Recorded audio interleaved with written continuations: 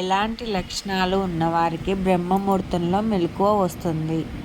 శ్రీమాత్రే నమః. అందరికీ నమస్కారం. కొంతమందికి ఉదయం 3 గంటల నుంచి 5 గంటల మధ్యలో ఉన్నట్టుండి మెలకువ వస్తుంది.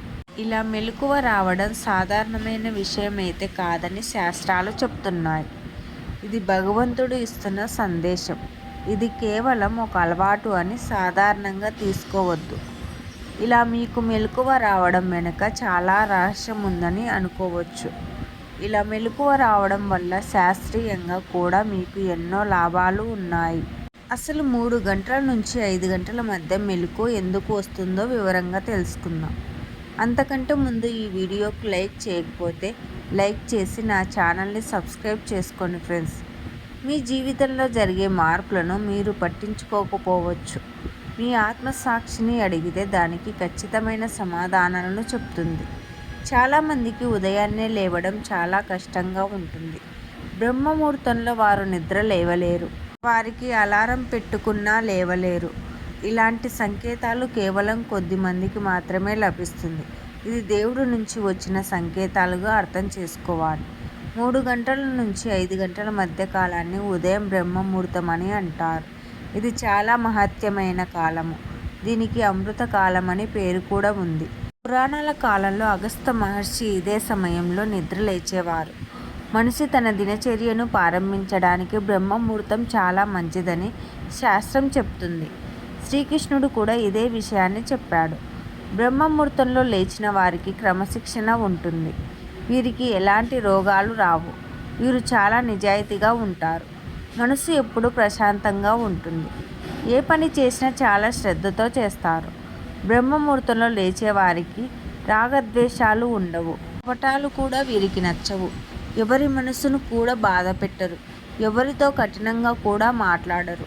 కుటుంబ సభ్యులు, స్నేహితులు కష్టంలో ఉంటే తప్పకుండా ఆదుకుంటారు. జీవిత భాగస్వామిని కూడా చాలా ప్రేమగా చూసుకుంటారు. ఈ గుణాలు ఉన్నవారికి బ్రహ్మముహూర్తంలో మెలకువ వస్తుంది. సూర్యోదయానికి ముందే లేచి మన పనులను చేసుకుంటే ఆ పనిలో మనకు విజయం తప్పకుండా లభిస్తుంది. ఇంటి ఇల్లాలు సూర్యోదయానికి ముందే లేచి ఇంటిని శుభ్రం చేసుకొని ఇంటి ముందు చక్కగా ముగ్గులు వేస్తే ఆ ఇంట్లోకి లక్ష్మీదేవి వచ్చి స్థిర నివాసం చేస్తుంది. సూర్యోదయానికి ముందే లేస్తే సూర్య భగవానుడి ఆశీస్సులు కూడా ఉంటాయి. సూర్య భగవానుడి మొదటి కిరణాలు ఎవరి మీదైతే పడతాయో వారికి అదృష్టం కలిసి వస్తుంది. సూర్యుడిని కామదేవునితో ఒక శాస్త్రంలో పోల్చారు. సూర్యకిరణాలు మనసులలో పాజిటివ్ ఎనర్జీని పెంచుతుంది. మీరు అనుకోకుండా సూర్యోదయానికి నిద్ర లేచినట్లయితే మీ జీవితంలో పెద్ద మార్పు జరగబోతుందని అర్థం చేసుకోవచ్చు. మీ జీవితంలో కష్టాలు తొలగిపోయి సుఖ సంతోషాలు రానున్నట్లని అర్థం చేసుకోవచ్చు. సూర్యోదయానికంటే ముందే లేచి గోమాత దర్శనమైన వారు కూడా చాలా అదృష్టవంతులని చెప్పుకోవచ్చు. బ్రహ్మముహూర్తంలో లేచిన వారికి భగవంతుడి పైన భక్తి ఎక్కువగా ఉంటుంది. ఈ ప్రపంచం మాయలో పడి చాలామంది భగవంతుడికి దూరం అవుతారు. పూజలు కేవలం చూపించడానికి మాత్రమే చేస్తారు.